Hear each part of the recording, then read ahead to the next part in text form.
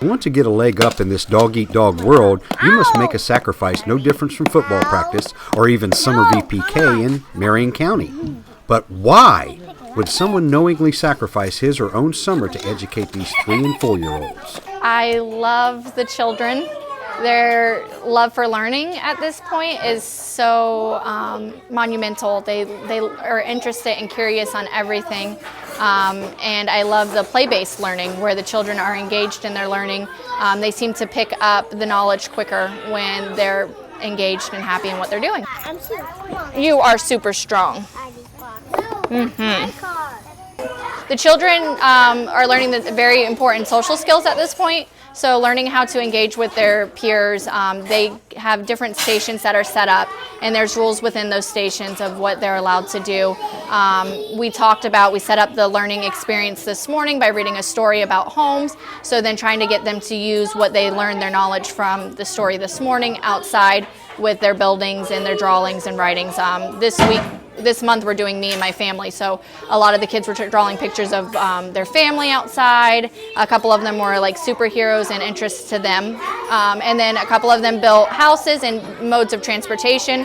One of the little girls actually built a mobile home, and if you look at our wall over there, it has pictures of the different types of homes and where they live. Social behavior is paramount in the development of children at this age. Quite a bit of what they experience is from the ages of 3 to 8, so this experience will stay with them for a lifetime. Besides, who doesn't like to get themselves muddy every now and then? Children love to get dirty and get their hands in there. It helps with their connection in the brain and using their imagination. Last week we had an ice cream shop set up out there. Now they're doing pies, stuff that they work with at home with their parents, maybe something they would like to do at home with their parents cooking. And you played in Mud Kitchen? And I made a pie. What kind of pie did you make? Everything is done with the students' learning in mind. That is to say, again, the social interaction between these students does a multiple of wonder for their learning experience at this stage in their development. That is to help build their knowledge on transferring information of the things that they've done. So when they're later on reading and stuff, they're able to pull what they've read easily. So if they're able to reiterate what they learned or what they did outside, so them being able to remember what they did and recall that information helps later on with their reading comprehension. We know that this age group loves to paint, but where would you put such a messy activity? Do they paint inside or out? The centers are set up outside where they're allowed to paint outside and as inside, because what they paint inside is different than what they paint outside because their environment's different. So we have the art easel set up so that they're using that whole body motion, they're crossing their midline, helping them to build that recognition. Children learn best through play, having the opportunities for a classroom community before they get to those major academic skills in kindergarten and first grade learning to read is very important. For the students, learning those social skills, which we see are declining in our children in this day and age, is very important for them to be in school and learning how to interact with each other. The 2019 MyOn Summer Reading Challenge is here, and our theme this year is Adventure Awaits. Marion County Public Schools is encouraging students and families to read over the summer break and take advantage of the 6,000 books available on MyOn. The Reading Challenge runs May 27th to July 25th.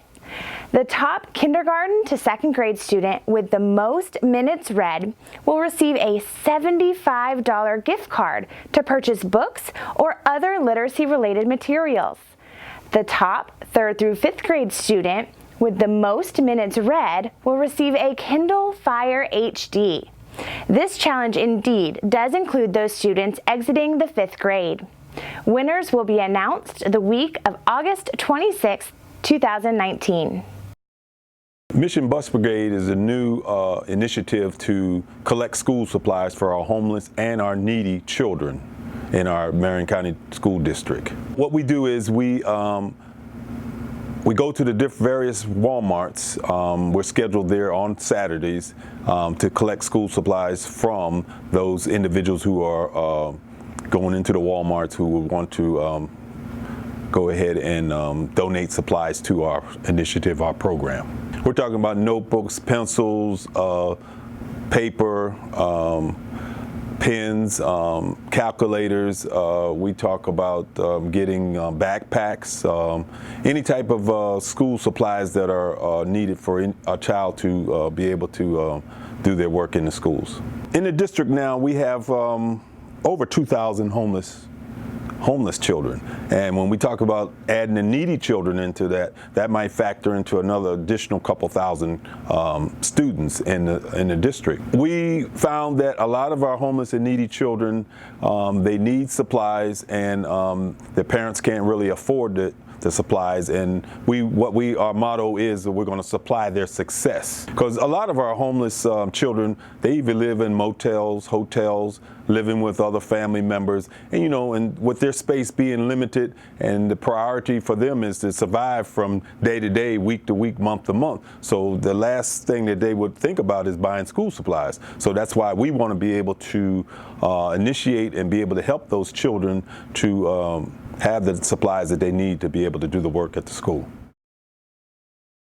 This morning we dedicated our giving tree, and we wanted to acknowledge all of our donors that have made our tree possible, that have given to the foundation and have allowed us to grow and flourish. We actually did a combination event. We did our annual meeting where we acknowledged our outgoing board members, our outgoing board president, and our volunteer of the year. We combined that with an open house here at the foundation. We had a Grants for Great Ideas showcase. Tools for Teaching was open to view, and we had Take Stock students here to represent our Take Stock program.